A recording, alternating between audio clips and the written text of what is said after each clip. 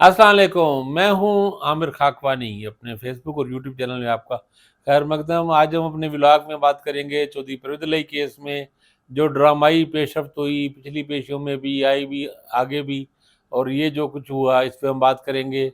नैब case के हवाले से, नैब तरामीम के हवाले से चीफ जस्टिस ने अपने जो रिमार्क्स दिए हैं उसमें और फैसला महफूज किया है, लेकिन जो जिस तरह के कमेंट्स और चीज़ें डेवलपमेंट हुई है उससे अंदाज़ा हो रहा है कि उस केस में क्या होगा। ये दो अहम केसेस इनकी गिरदाज सूरत घूमती रही है चीज़ों में, और आगे जो पेशरफ्त होगी वो भी इन्हीं पे बहुत कुछ डिपेंड करता है। तो इस पे बात करेंगे। जो नए दोस्त जो देख रहे हैं चैनल, वो चाहें तो चैनल सब्सक्राइब कर लें। जिन्होंने पहले से सब्सक्राइब किया हुआ है वो उसके नोटिफिकेशन चेक करें, अपना फीडबैक दिया करें, अपने कमेंट्स दें। मैं कोशिश करता हूँ कि सबके जवाब दें। चौधरी परवेज़ इलाही साहब का केस बहुत ही बुरी तरह मिस हैंडल हुआ है, और सच्ची बात तो ये है कि हमारे हुकूमती अदारों को और इस तरह एक बहुत ही बुरी मिसाल कायम की गई है। कानून का मजाक उड़ाया गया है, अदालतों का मजाक उड़ाया गया है, ख़ासतौर पर हाई कोर्ट्स के अहकामात के जिस तरह कहते हैं ना कि धज्जियाँ उड़ा दी गई हैं। और बिल्कुल एक बदतरीन पॉलिटिकल विक्टिमाइजेशन केस है। सियासी इंतकाम लिया जा रहा है चौधरी परवेज़ इलाही से वाज़ेह तौर पे। कोई शक व शुबे की गुंजाइश रही नहीं है। यकम जून से चौधरी परवेज़ इलाही को गिरफ्तार किया हुआ है, यानी जून, जुलाई, अगस्त 3 महीने और 3-4 दिन, 5 दिन ऊपर हो गए। इसमें आपने उन्होंने गिरफ्तार करके और उन पे हर मुमकिन दबाव डाला जा रहा है कि वो पाकिस्तान तहरीक-ए-इंसाफ छोड़ दें, इमरान खान का साथ छोड़ दें। 2 बार चौधरी शुजात अपने साहबजादे के साथ मिलने गए, चौधरी वजाहत भी गए, और उन पे पूरा ज़ोर लगाया जा रहा है। परवेज़ इलाही बहरहाल आप उनके सियासी साबका कैरियर से उन चीज़ों पे आप इख्तलाफ कर सकते हैं, उनके सोच पे इख्तलाफ कर सकते हैं, लेकिन जिस जुर्रत से और इस्तकामत से चौधरी परवेज़ इलाही डटे हुए हैं उसको अप्रिशिएट करना चाहिए। मेरा ख्याल है उसको उसको ना सराहना वो ज़्यादती होगी। इतना शदीद दबाव किसी पे भी और पे होता तो वो अब तक टूट चुका होता। और 73 साल की उम्र है, कई तिब्बी अवारिस भी हैं, बीमार हैं, ज़ाहिर है कई मसाइल हैं। इसके बावजूद भारत परवेज़ इलाही को, और अब तो बार उसे पकड़ के उनको अडियाला के बजाय अटक पहुँचाया गया ताकि मज़ीद तंग किया जाए। और अब देखें ना, अभी जो ताज़ा ड्रामा हुआ, पहले इनको हाई कोर्ट से उनको पहले भी कई बार, एक से ज़्यादा बार उनकी ज़मानतें हो चुकी हैं, कई बार हो चुकी हैं, और हर दफ़ा गिरफ़्तार कर देते हैं। लास्ट टाइम तो उनको हाई कोर्ट ने सख्त आर्डर दिया कि किसी भी केस में गिरफ़्तार नहीं करना। उन्होंने नैब को रोक दिया, उन्होंने उन्होंने एफआईए को रोक दिया, उन्होंने पुलिस को रोक दिया, एंटी करप्शन को रोक दिया किसी भी सूरत में, और बाकायदा डीआईजी की ड्यूटी लगाई गई, आपने इन्हें घर छोड़ के आना। लेकिन फिर वो हुआ, और उनका बार एक अजीब ड्रामा हुआ। मतलब मैं भी कह रहा हूँ कि एक इतना अफसोसनाक सब कुछ हो रहा है कि भरम ही नहीं रखा जा रहा। पुलिस वाले नैब के साथ लड़ते रहे, कहते रहे कि आप फिर अरेस्ट कर लें, क्योंकि लाहौर हाई कोर्ट जज साहब ने ये कहा था कि अगर नैब ने दोबारा अरेस्ट किया तो हम चेयरमैन नैब के मैं वारंट निकाल दूंगा। तो वो नैब वाले डरे हुए थे। उन्होंने कहा कि हमारी इतनी पहले बेइज्जती हो चुकी है, मजीद तैयार नहीं है। हद तक कि धिकम पहल हुई, पुलिस वाले उनको दिक्कत देते रहे, नैब वालों को पकड़े जोर जोर से धकेलते रहे कि जाके पकड़ो। उन्होंने कहा मैं नहीं पकड़ना। फिर वो हुआ कि डीआईजी गया, और वो एक रिपोर्टर मौजूद था इतफाक से, उसने सुना, उसने कहा कि हम इनको लेके जा रहा हूँ, और जहूर अली रोड का जो अंडरपास है, चौधरी जहूर अली का जो घर जहाँ पे इनका और चौधरी परवेज़ इलाही का और शुजात के घर जो वहाँ पे हैं, तो उससे अंडरपास से पहले मैं रोकूंगा और आप लोग ले लेना। और वो सफ़ेद लिबास में लोग थे, और अब क्या कहा जाए, इस्लामाबाद पुलिस के लोग भी नहीं थे चूँकि उनकी वर्दी में भी नहीं थे। खैर इनको इस्लामाबाद पुलिस ने 3 एमपीओ लगा के इनको फिर अरेस्ट कर दिया।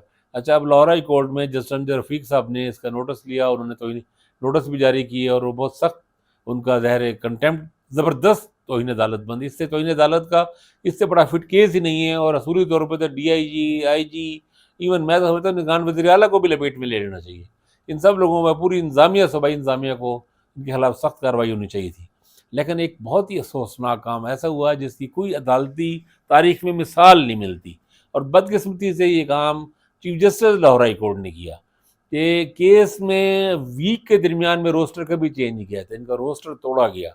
जस्टिस अमजद रफ़ीक को अगली कार्रवाई से पहले, समाज से पहले एक बार रोस्टर अनाउंस होने के बाद उसको तोड़ के उनको मुल्तान बेंच भेज दिया ताकि वो केस की समाअत न कर सकें। और ये असूल होता है, एक जज के किसी केस की समाअत कर रहा है उससे केस नहीं बदला जाता, ये तब्दील नहीं किया जाता, बेंच नहीं बदलना चाहिए। और इससे पहले एक केस में हुआ था सुप्रीम कोर्ट में, तो जस्टिस काजी फायजी साहब ने बहुत इसका बुरा मनाया था और बहुत सख्त कमेंट्स दिए थे। अब वो नामजद चीफ जस्टिस हैं, वैसे भी जज तो हैं, अब देखिए उनकी तरफ से कोई रद्द-ए-अमल अभी तक नहीं आया ऐसा। तो खैर आज वो भी एक यानी हर लिहाज से अफसोसनाक है। Chief justice Lahore high court को कतई ऐसा नहीं करना चाहिए था। जस्टिस संजय रफ़ीक को ملتان بھیجنے کی کوئی تک نہیں تھی، اور وہ ایک واضح طور پہ اس لیے کیا گیا ریاستی انتظامیہ کو بچایا جائے۔ خیر آج جو ان کی جگہ جو تھے جج صاحب، انہوں نے بھی اس کو ضرورت مندانہ ایک لیا، نوٹس لیا، ان کو پولیس کمشنر اسلام آباد والوں کو بلایا اور ان کو کہا۔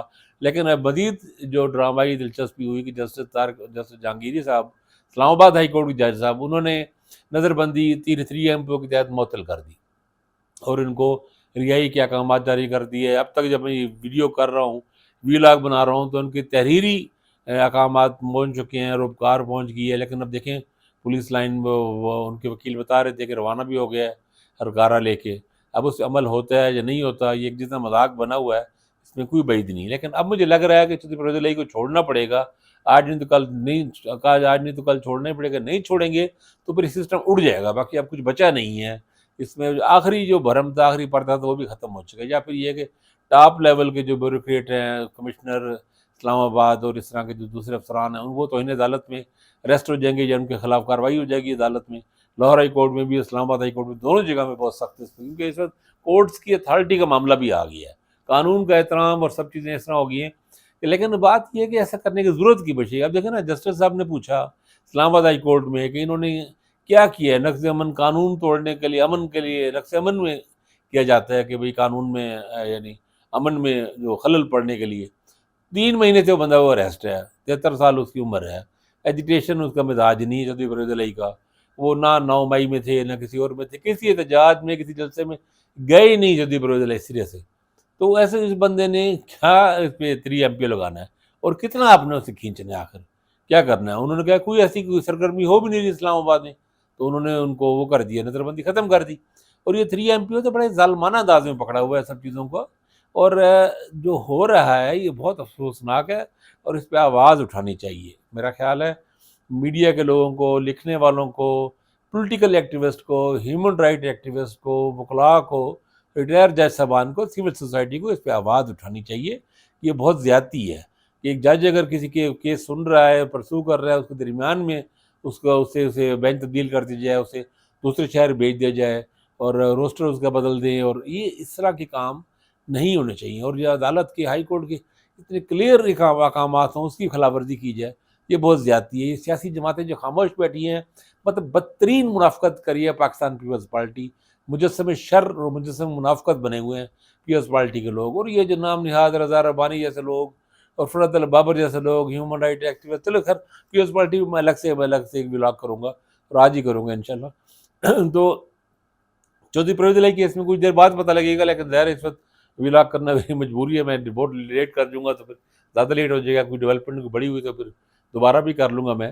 تو یہ اس وقت پوزیشن یہ ہے۔ تو نیب کیس میں انہوں نے تمام دلائل سن لیے، اس کے جواب بھی تحریری مان لیے تھے، چیف جسٹس صاحب نے فیصلہ محفوظ کر لیا، انہوں نے کہا کہ ریٹائر ہونے والا ہوں اس سے پہلے میں یہ سنا دوں گا۔ اور یہ امکانات نظر آ رہے ہیں کہ نیب جو ترامیم تھی ان کو ریویو کیا جائے گا اور اس میں کچھ چیزیں لیکن اڑ جائیں گی، اور بظاہر یہ لگ رہا ہے کہ 2-1 سے فیصلہ آئے گا۔ جسٹس منصور علی شاہ کی جو جورسپروڈنس ہے وہ بالکل یہ ہے کہ پارلیمنٹ جو مرضی کرے، ملک کو تباہ کر دے، برباد کر دے، قانون کا کھلواڑ کر دے، بدترین چوروں کو، کرپٹ لوگوں کو چھوڑ دے، اور سپریم کورٹ بیٹھے تماشا دیکھتی رہے گی۔ جسٹس منظور علی شاہ کی جورسپروڈنس ہے، اور کیا کمزور جورسپروڈنس ہے، یعنی مذاق بنا کے رکھ دیا جج صاحب نے بھی۔ میں اب کیا کہوں ان کو، قابل جج ہیں لیکن یہ انتہائی کمزور۔ پارلیمنٹ کو بالکل یہ حق اندھا اختیار نہیں دیا جا سکتا، بے پناہ اختیار نہیں مل سکتا، بے لگام نہیں ہے پارلیمنٹ۔ اور یہ پارلیمنٹ کیا پارلیمنٹ مذاق ہے، جس پارلیمنٹ میں اپوزیشن ہے ہی نہیں، جوڑ توڑ کر کے، سازشیں کر کے، لوٹے کر کے، پیسے خرید کر کے، نوٹوں کی فاسٹ ٹریڈنگیں کر کے حکومت بنائی گئی۔ یہ کون سی پارلیمنٹ تھی؟ یہ جو بھونڈا مذاق تھا یہ سب کچھ۔ تو اس پہ جوڈیشل ریویو کرنا چاہیے، اور یہ اگر چیف جسٹس عطا بندیال صاحب کرتے ہیں تو یہ بہت اچھا ہوگا۔ جن لوگوں نے فائدہ اٹھایا ہے، سارے ہی جو نیب کے جو سیاسی جو تھے، جن پہ کیسے تھے سارے اربوں کے کرپشن کے، وہ سارے اس سے نکل گئے ہیں۔ تو وہ چیزیں ختم ہونی چاہیے، اور عطا بندیال صاحب کو جرأت کر کے اور بھی فیصلہ کرنا چاہیے، اور کم از کم ان کو یہ جو الیکشن نہیں کروایا گیا اس پہ الیکشن کمیشن کو بھی اور شہباز شریف کو بھی، ان کو بھی نااہل کر کے جائے، ان کو کم از کم اڑا کے جائے۔ لیکن اگر یہ جرأت کریں تو یہ بڑے جرأت مندانہ چند دن ہے، چند دنوں میں تاریخی فیصلہ ایک دن لکھ سکتے ہیں، ایک اور فیصلہ کر سکتے ہیں۔ چلیں دیکھیں، اب تک اتنا ہی، اپنا خیال رکھیے گا، اللہ حافظ۔